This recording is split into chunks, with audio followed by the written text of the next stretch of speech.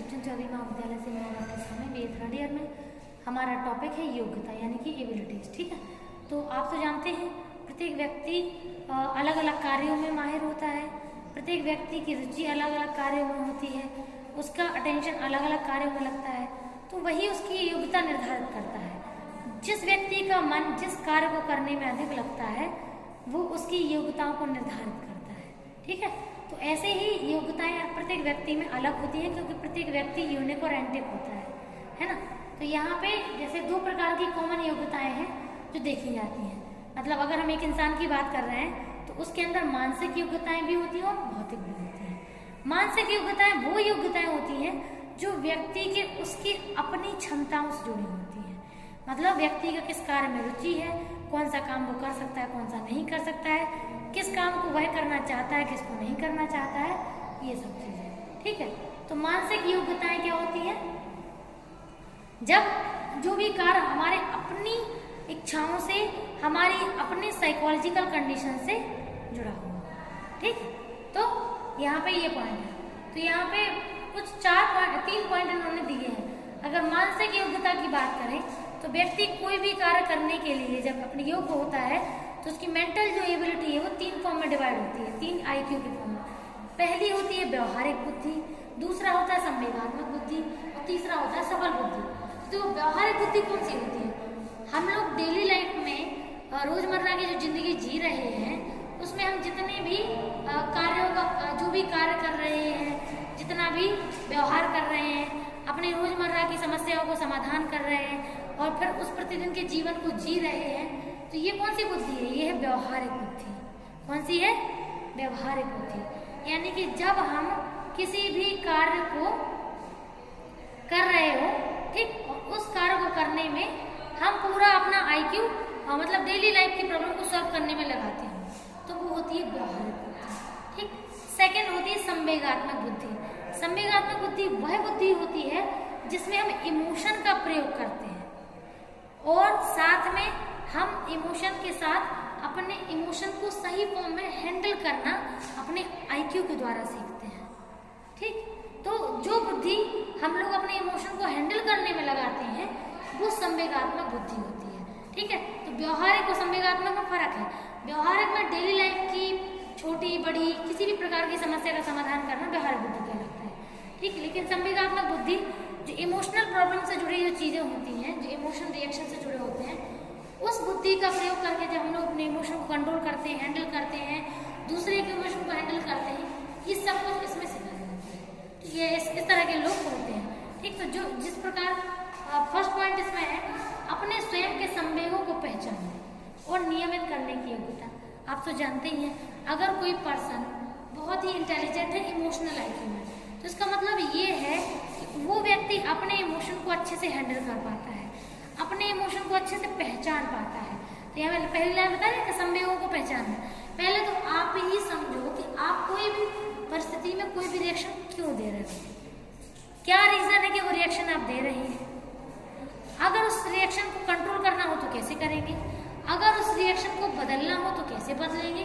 तो ये चीज तो आपको पता होना चाहिए कि आप कोई भी इमोशन क्यों दे रहे हैं, उस इमोशन को देने के पीछे का कारण क्या है और उस इमोशन को नियमित कैसे कर सकते हैं, कंट्रोल कैसे कर सकते हैं।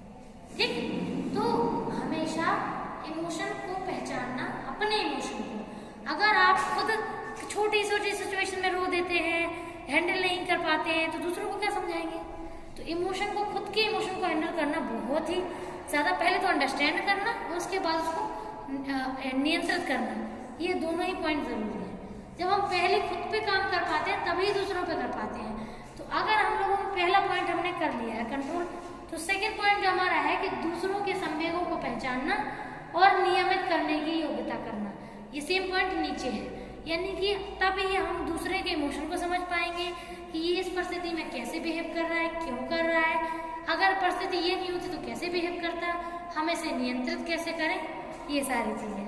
ठीक, तो जब हम लोग अपने इमोशन को समझ पाएंगे और कंट्रोल कर पाएंगे तभी हम दूसरे के इमोशन को समझ पाएंगे और दूसरे के इमोशन कंट्रोल कर पाएंगे। ठीक है, तो दूसरों से जुड़ी ये चीजें जो है ये सेकंड पॉइंट होता है। अब जिन्होंने ये कर लिया ना तो समझ लो ये है कि उनके घर में सुख शांति बड़ी बनी रहती है।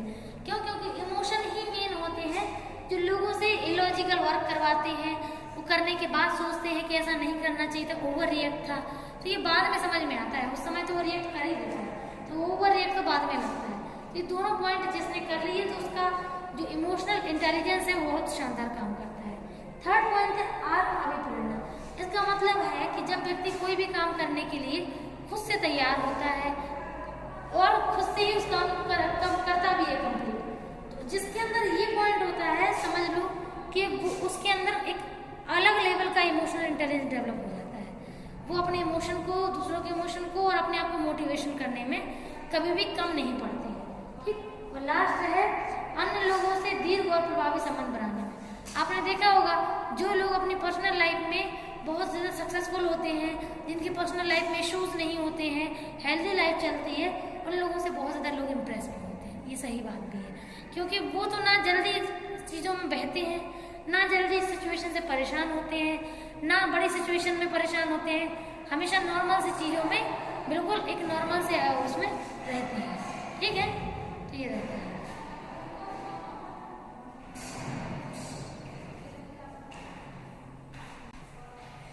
चलिए आगे देखिए इसमें, तो ये अपन का मानसिक योग्यता कंप्लीट होगी। ठीक है, इसमें संवेगात्मक बुद्धि ही होती है। थर्ड होती है सफल बुद्धि।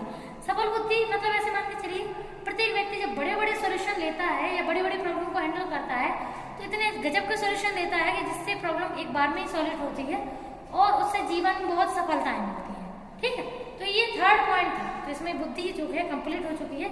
अब है भौतिक योग्यता। भौतिक योग्यता मतलब सामने वाली, जैसे हमारे एनवायरमेंट में जो भी चीजें पाई जाती हैं उसमें जो भी चीजें हमारे सामने मौजूद हैं उसमें हम अपनी योग्यता का कैसे इस्तेमाल करें। ठीक, तो फर्स्ट पॉइंट होता है शक्ति, यानी कि जब हमारे सामने कोई ऐसा पॉइंट है जब हम अपनी शक्ति का प्रयोग कर सकते हैं, ठीक है, चीजों को बदलने में, तो वो हमारी शक्ति का जो एक तरीके से प्रतिरूप या रिस्पॉन्स दिखाती है कि हम वो चीज कैसे कर रहे हैं। ठीक है, तो वो हमारी एक योग्यता होती है। सेकेंड है लचीलापन।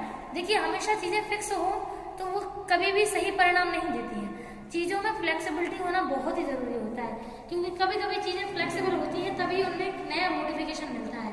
ठीक, अगर मोटिफिकेशन नहीं होता है तो चीज़ें हमेशा शुरू होके ख़त्म ही होती हैं, कभी भी वो चीज़ें नए रूप नहीं दे सकती हैं। ठीक है, तो फ्लेक्सिबिलिटी बहुत ज़्यादा इंपॉर्टेंट है। जैसे आपने मोहब्बत की मूवी देखी होगी, उसमें अमिताभ बच्चन का जो रोल होता है उनमें फ्लेक्सिबिलिटी बिल्कुल नहीं होती है। तो होता क्या है, एक दिन उनका अस्तित्व ही खत्म हो जाता है। तो फ्लेक्सिबिलिटी का गुण इतना अच्छा होता है जिससे चीज़ों में नयापन बना रहता है। ठीक, नेक्स्ट है बल। तो शक्ति जो होती है, अब शक्ति और बल में माइनस डिफरेंस है। बल में अपन लोग अपना फिजियोलॉजिकल पावर लगा करके एक नया अपनी योग्यता दिखाते हैं किसी भी काम को, जैसे पहलवान लोग होते हैं। ठीक, और लास्ट है गति। तो काम करने में बल लगना एक अलग चीज़ है, उसकी स्पीड एक अलग चीज़ होती है। अगर स्पीड सही होती है काम करने की, अगर आपकी एबिलिटी स्पीड से काम करती है तो आपकी एबिलिटी को भौतिक योग्यता के अकॉर्डिंग बहुत ही सही माना जाता है। ठीक।